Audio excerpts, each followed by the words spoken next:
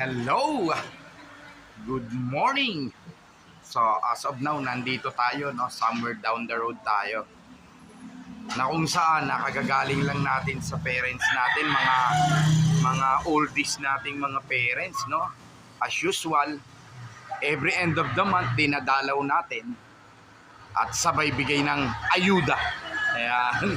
Sabi nga nila, love your parents. And after nun, nandito naman tayo ngayon sa isa sa kilala at subok na dentista dito sa Barangay Lower Bicutan, na kung saan kasama ko yung pamangkin ko na pinabubunutan naman natin ngayon ng ipin dahil masyadong busy yung parent niya sa trabaho. Siyempre, para sa pag-aaral ng mga anak, kaya sinamahan natin. Yan. So, sabi nga, family is love.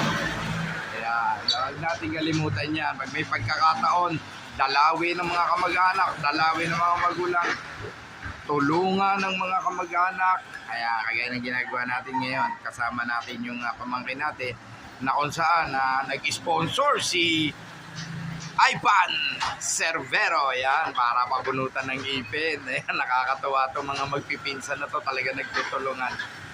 Ayan, so God bless and more blessings sa ating lahat.